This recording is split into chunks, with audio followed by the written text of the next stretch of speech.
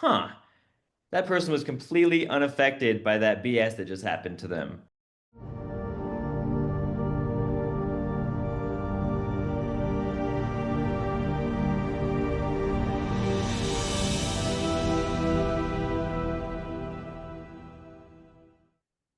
Hello and welcome, everyone. My name is Alex. I am your host here with Janae. This is our third episode of Awakening to Ascension podcast. Today's topic will be cultivating inner light.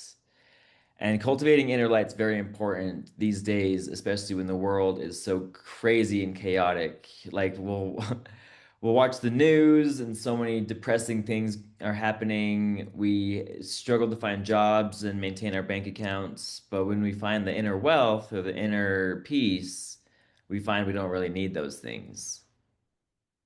Absolutely. And so, something I would like to just bring up from the start is the cultivation of light doesn't just happen naturally. Some beings are just naturally light beings, but their light isn't just embodied because they just are light. They do the work, they do the inner work. You know that saying of your outside world is a reflection of your inside world. Hmm.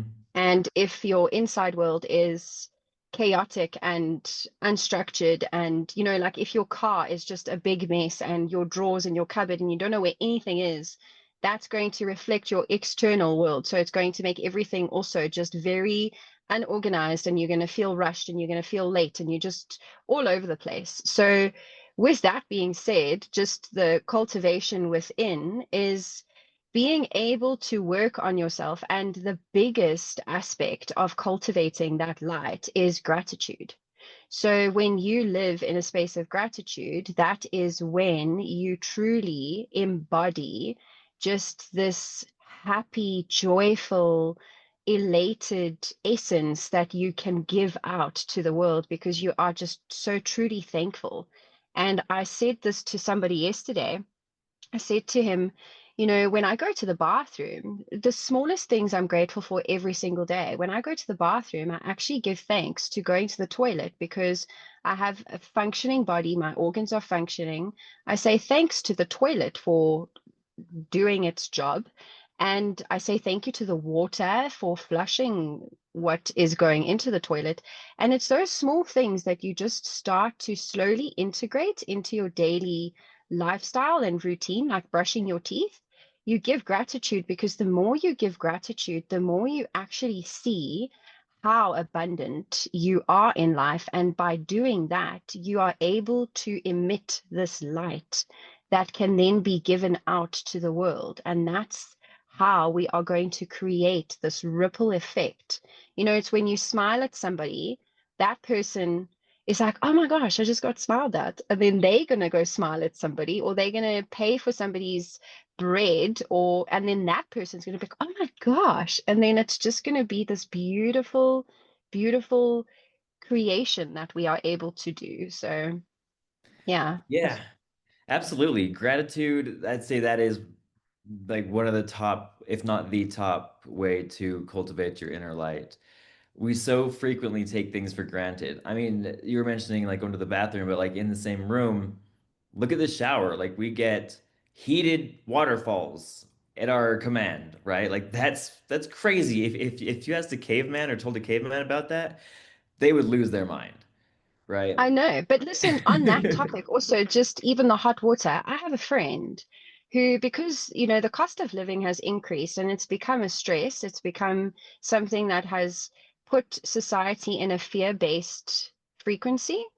So, because the cost of living has increased so much and the water has increased, the cost of water, turning on her geyser to heat up her water costs money. So, do you know that she actually only has a hot shower every 2 months? And there are people, and you wouldn't even think when you look at her, you wouldn't even believe that that is going on. And you've got also just communities that they don't even have running water. They don't have clean water. So it's taking those small things like you mentioned as well, just the showering. Yeah, that's important to know too. And like being white and living in America, we have it so good, and like it's really sad when we complain about things that we don't have because we have so much. And with gratitude, something interesting happens when psychologically when you notice and when you show more gratitude. So it's not just saying the words, I'm thankful for this, I'm grateful for that, like I was raised with like the prayer format or structure, but it's actually like feeling the gratitude. Like I am actually really glad I have this. Like I have these walls and this hoodie that keep me warm because it's really cold outside. And when you notice and like verbally identify the things that you're grateful for, your brain will start to rewire and begin to automatically notice these things that bring you joy and happiness and comfort. And then the next thing that happens is you begin to step into that frequency and more things to be grateful for will find their way into your world. So it's not really about changing the world, it's like about changing yourself and changing your corner that will ripple out for else like towards the rest of the world. I, I also just want to mention that these neurons and the rewiring of your brain that occurs is quite it's quite an experience to notice, because even when you are put into situations that you might not feel grateful in that moment, because you get faced with these things and sometimes you wonder to yourself, oh, why is this happening? And you have to also change that narrative to why is this happening, but you have to change it to what is this teaching me?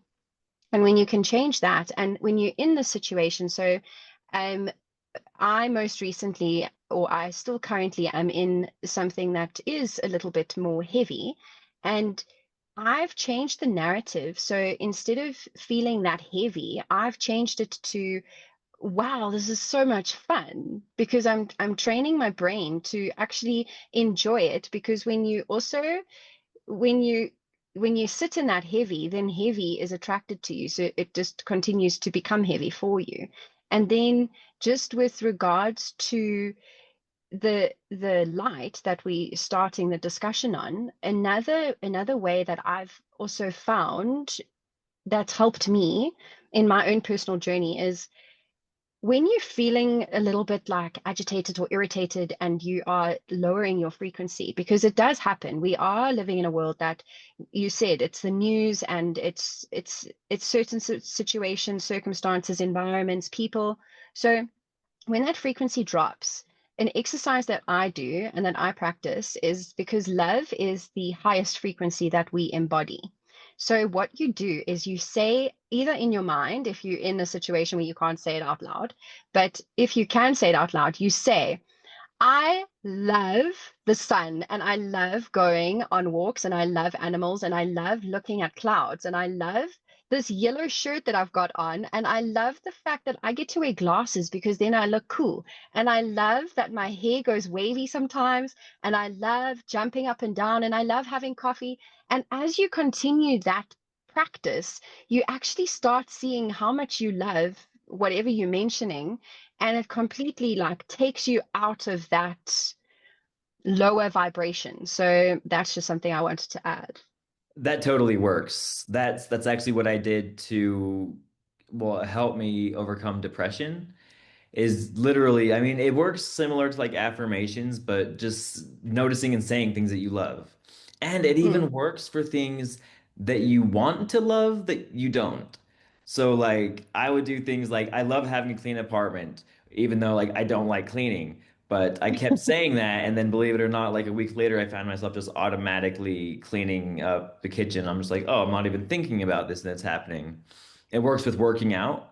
Like you're at the gym and you're like, this sucks. Don't say it sucks. Be like, I love this. I love this. I love this, even though like it's super hard and you It's don't that like it. reprogram. Yeah, You and then your brain will reprogramming. start because Yes. your brain does what it thinks that you want it to do. So if it hears those words, especially coming out of your mouth, it's like, oh, this person really must love this. And it works the same with the opposite. If you say, oh, I hate myself, I suck, your brain's going to be like, oh, you hate yourself? Well, let's give you a really crappy life and make you hate yourself even more because that's clearly what you want because you keep saying it over and over. And then So as far that's as, yeah, Yeah, so that's also something that you have to be so self-aware with, and I think Melissa mentioned it in the episode yesterday, is the words you speak. So I mentioned that numbers hold frequency, letters and words. They say it's called spelling because it's a spell that you're you're casting a casting out. spell. Exactly. So you have to be so mindful of what you speak because your mind is hearing it back to you. And also when you like 5 years later put in a situation that you're like, what's this? I didn't ask for this, but you may have unconsciously asked for it 5 years ago because you said something in conversation. So another practice that I started doing was when you are around individuals that are gossiping, it is a low vibration because they are speaking about other people. It isn't love frequency because I mean, obviously if you're speaking about somebody in a good way, that's different. But when you are in those circles of people and you find yourself around situations that you're in, you don't, you choose to stay silent. So you don't add to the conversation. You don't speak the words because then it's an even bigger spell that you're casting because there's many words that are being spoken. So you have to be so careful of your thoughts and the words that you speak because those are going to impact again that internal world with that external what you see. Yeah, and that plays into cultivating inner peace as well, because if you find yourself in a situation, in a group of people that don't match your vibration, they don't align with you, and they are talking bad about somebody, you might feel like you don't want to be a part of that group, then you can remove yourself. Or if you feel like you need to contribute and mimic them, then you're betraying yourself because you don't want to actually say that, but you're doing it to fit in. That's not cultivating inner light. So what you'd want to do, I mean, and it could be risky to speak up and be like, "Yo, you guys are saying some nonsense. Like, stop talking about this because like we're social creatures, and if you exile yourself in certain ways, that's just the reality that we live in." And then But you also, also you're the change that you want to see in the world. So if you actually tell that group, listen, guys, I don't think that's very, it's let's change the subject, or you change the subject. So you lead the conversation in another direction. that would be the ideal situation, yeah, because you could change the minds. And how do you know most of the other people aren't feeling the same way and they're just waiting for somebody to stand up and be that leader so they can be like, yeah, you know what? This is messed up. We're talking about this.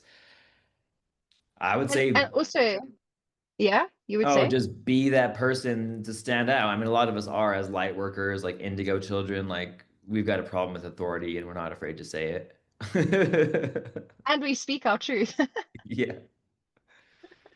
It makes people quite uncomfortable. But I wanted I wanted to say that I actually did a post today and it said a flower can't bloom. Well, you can't make a flower bloom by changing the flower. You have to change the environment that the flower is in.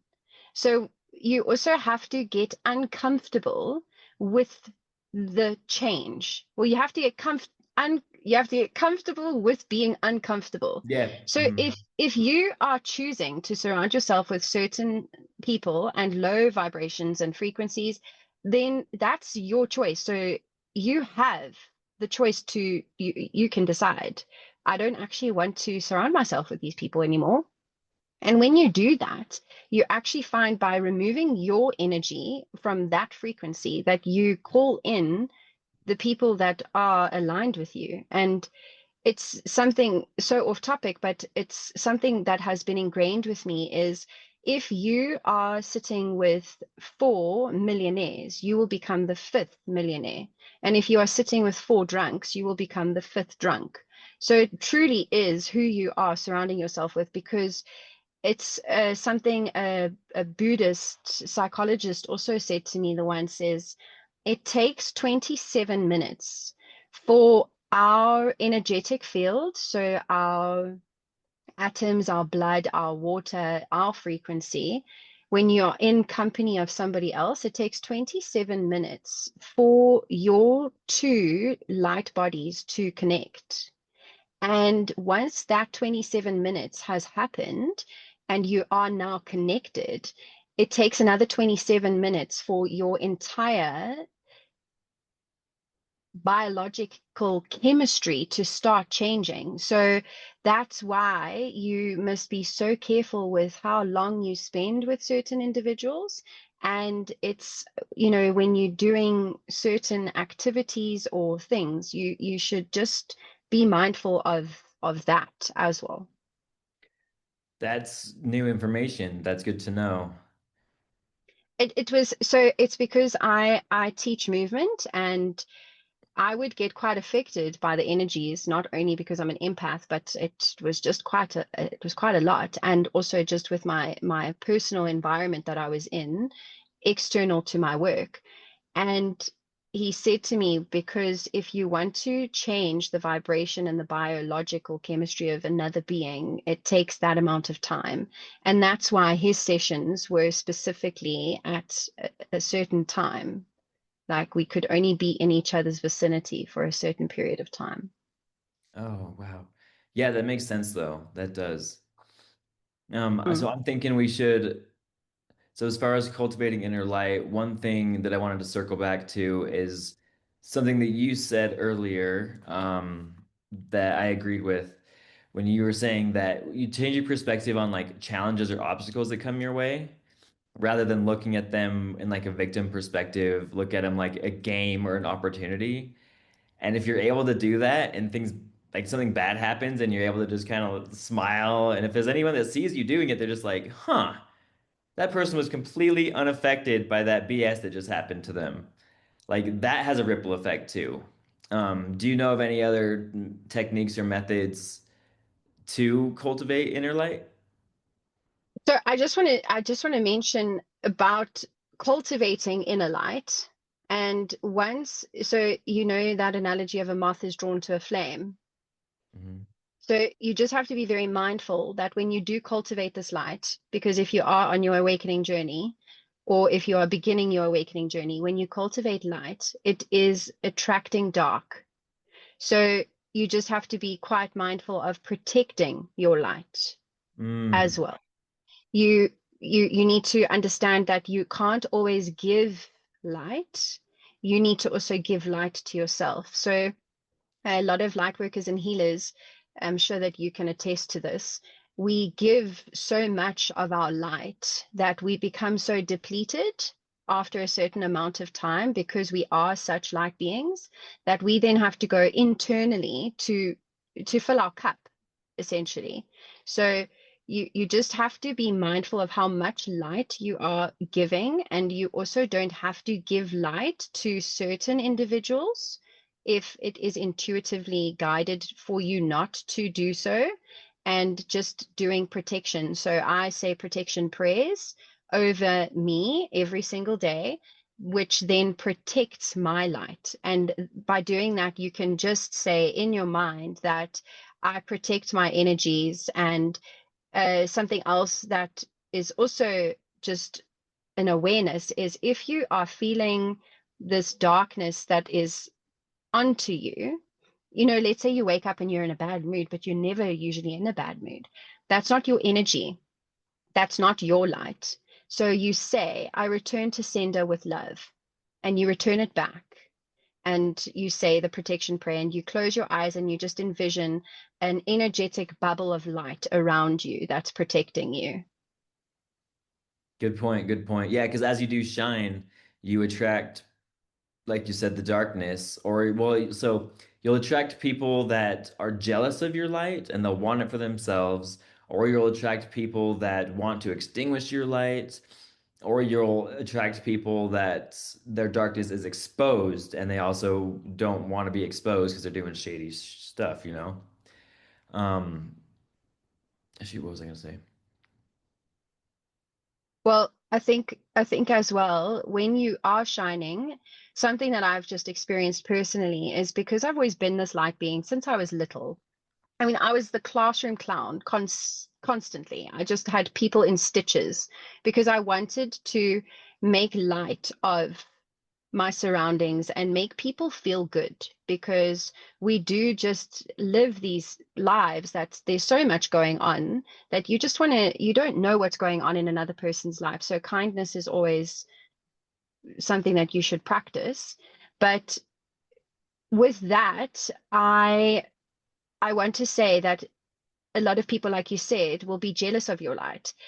Please don't ever dim your light, because that is your soul. That is your blueprint. That is your essence. And when you dim that light, you are not only doing an injustice to yourself, but you're doing an injustice to the people that are around you. So you've got to shine bright. And I think that our lights are dimmed because of the schooling system sometimes. I heard something yesterday where it said that as children, we were just suppressed because when a teacher asked a question for us to answer in a classroom full of children, you would raise your hand. But you were told, no, put your hand down. I'm actually going to ask Sally. Sally, what is the answer? So then you were kind of like suppressed not to voice or like speak out, or so society has, again, like the matrix that we spoke about yesterday and the system, it's disconnecting us from our true selves. So I just want to make that a really like big highlight, is to please don't dim your light, because there are people that need it to be shining. Yeah, that's something that happens. I think it's going to be in one of our future episodes too, as far as like the programming that we find through society. I did remember what I was going to say. It was in regards to your like filling your cup thing. So it is paramount. It's super important that you do self-care. Take care of yourself first. I call this selfless selfishness. Because it's like if you try to fill somebody's cup from your cup that's empty, it's not going to fill up their cup. But if you focus on yourself until your cup is full and it begins to overflow, then it will spill into others' cups and you won't even have to work as hard. It'll just be, by example, which is the best way to do it, I think. And also, filling your cup is just like being yourself. It's just choosing you. You are the most important person. And so many people have argued this with me, especially parents with children, because I always would say that I come first. Like me, I am the most important person in my life because, again, if you're in an airplane, what do they say? If the airplane's going down and the masks drop, do you put the mask on the person next to you, or do you put the mask on yourself first? Because how are you able to show up for somebody else if you're not showing up for yourself first? Right, exactly. It's like, yeah, some people don't want to be selfish, but without you, you don't exist. So at some point, you got But to it, come first. but it's also not selfish. I think that's It's not. again a No, programming that it's not. society has made us believe. It's not selfish at all. If anything, it's the most important thing that you can do, because don't you find when you do give yourself that love, how good you feel? And how much easier If it you is to give that love to others. Yeah. Yes, Yeah. Because you're not drained, you're absolutely. not on empty, you're vital, you're vibrant, ready to give and love. Yeah, it's way easier to do when you have your own cup full. Yes, and I think that, if we can maybe give a practice that is going to cultivate light by doing something that is self-love. Something that I want to just mention is we are creative beings. When you tap into your creativity, that is when you tap again into a very high vibrational frequency. And you want to be in high vibrational frequencies as often as possible. So tapping into your creativity is going to look very different to everybody. And as children, they are high vibrational frequency beings. Children, they can switch emotion like this. They'll be crying because they just hit their leg, and 3 seconds later, they are laughing because something fell off the shelf. So what I say with creativity is by connecting to your inner child. So finding what your inner child used to love doing, and If your inner child used to love painting, go paint. If your inner child used to love making music, go make music. If they used to love writing up, imaginative stories, then go write, because that is also essentially what you are here on earth to embody, is your creativity. It's to continue living through your inner child. So that's just something that you can do as a selfless practice to ensure that your vibration's not only staying high, but to also ensure, excuse me, that your cup is full and that you are cultivating light. And the more often you do it, you'll see just a drastic difference in your external world. That's great advice. Yeah, they say the things that you love to do as a kid before all the influence is what your soul and what you truly love. And that's all the time we have for tonight. I would like to thank everyone for watching. If you have any comments on how to cultivate inner light, go ahead and drop it in the comments, like and subscribe. Have a wonderful rest of your day. Bye.